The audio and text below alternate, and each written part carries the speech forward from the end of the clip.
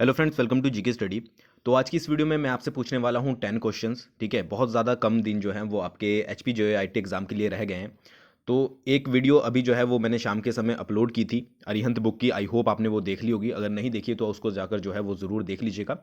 और ये जो नेक्स्ट वीडियो है ये आपकी 10 क्वेश्चन से रिलेटेड है, जिसमें कुछ इंपॉर्टेंट 10 क्वेश्चन मैं आपसे पूछूंगा और आपको कमेंट करके ये बताना है कि आपके जो है वो कितने सही हुए हैं। ठीक है, उससे पहले अगर आपने अभी तक टेस्ट सीरीज को ज्वाइन नहीं किया है तो डिस्क्रिप्शन में जो है वो लिंक दे दिया है मैंने परीक्षा ऐप का, वहां से जाकर टेस्ट सीरीज को ज्वाइन कर लीजिए जल्दी से जाकर। अगर आपको लगता है कि आपको टेस्ट सीरीज ज्वाइन करनी चाहिए, वहां पर एक डेमो टेस्ट मिलेगा जिसको आप दे सकते हो। अब आपकी तैयारी अच्छे से हो चुकी है, जिन्होंने भी तैयारी की है तो अब आप जो है वो मॉक टेस्ट दीजिए।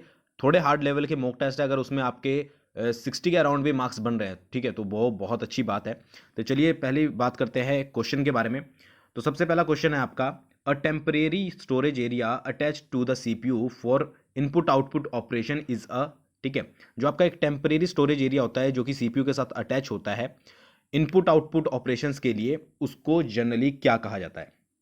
तो उसको कहा जाता है आपका बफर। ये सारे क्वेश्चन जो है वो अरिहंत बुक से ही हैं, तो अगर आपने वो पढ़ी है तो आपको ये सभी के आंसर जो है वो आते होंगे। ठीक है, और अगर आप टेस्ट परचेज कर रहे हो तो कूपन कोड यूज करना मत भूलिएगा जीके स्टडी 50 का, जिससे आपको डायरेक्टली 50% का डिस्काउंट जो है वो इंस्टेंट मिल जाएगा। ठीक है, बात करते हैं नेक्स्ट क्वेश्चन के बारे में।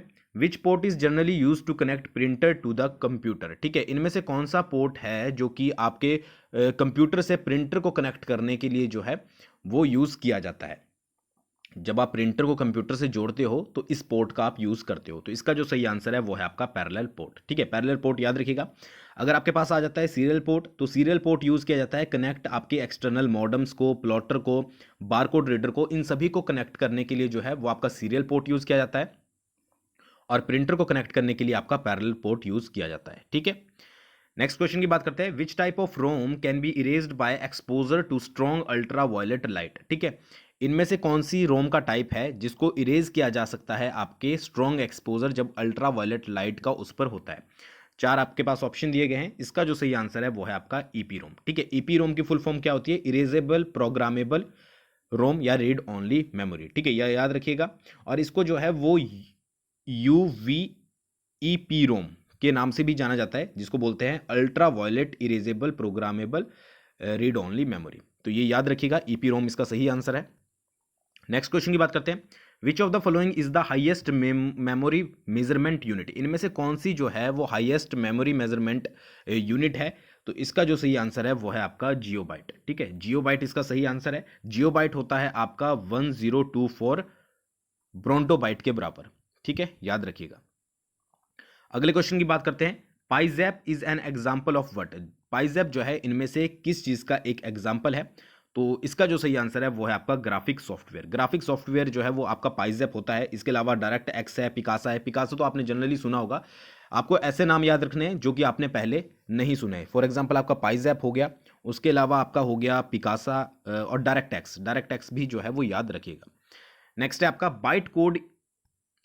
Bite code is only written in which language? ठीक है, जो आपके बाइट कोड होते हैं उसको निम्नलिखित में से किस लैंग्वेज में जो है वो लिखा जाता है? तो इसका जो सही आंसर है वो है आपका जावा। ठीक है, जावा या जावा में जो है बाइट कोड को लिखा जाता है। अगले क्वेश्चन की बात करते हैं। When a computer is turned on after it has been completely shut down? जब कंप्यूटर को टर्न ऑन किया जाता है, जब ये पूरी तरह से शट डाउन हो जाता है, तो उसको क्या कहा जाता है? तो उसको नाम दिया जाता है आपका कोल्ड बूटिंग का, याद रखिएगा। और एक होता है आपका वार्म बूटिंग। वार्म बूटिंग क्या होती है कि when computer is restarted by restart button. जब आप कंप्यूटर को रिस्टार्ट करते हो रिस्टार्ट बटन से, या फिर आप की यूज करते हो control plus alt plus delete, ठीक है, तो उसको बोला जाता है आपका वार्म बूटिंग। और अगर आप सिंपल सा है कि कंप्यूटर को ऑन कर रहे हो जब ये कंप्लीटली शट डाउन है, तो उसको बोला जाता है आपका कोल्ड बूटिंग। बूटिंग कितने टाइप की होती है? बूटिंग होती है आपकी दो टाइप की, दोनों आपको पता लग गई। अगले क्वेश्चन की बात करते हैं। Dash is the program which interprets commands given by the user? ठीक है, तो इसका जो सही आंसर है वो है आपका शेल। ठीक है, यहां नंबरिंग जो है वो स्किप हो गई है, तो शेल जो है वो आपको याद रखना है। कर्नल क्या है? ये रेजिडेंट पार्ट होता है आपका ऑपरेटिंग सिस्टम का। ये मैंने पहले भी क्वेश्चन में बताया था। तो दोनों क्वेश्चन इंपॉर्टेंट है कि रेजिडेंट पार्ट कौन सा होता है ऑपरेटिंग सिस्टम का, तो वो होता है कर्नल। और आपका डैश इज द प्रोग्राम यानी कि shell is the program which interprets commands given by the user. अगले क्वेश्चन की बात करते हैं। Which of the following error occurs in the output of the program? इनमें से कौन सा एरर है जब जो कि आपके आउटपुट, जब प्रोग्राम की आउटपुट होती है उसके दौरान जनरली अकर्स होता है, ठीक है, उसके दौरान आपका जो है वो देखने को मिलता है। तो इसका जो सही आंसर है वो है आपका लॉजिकल एरर।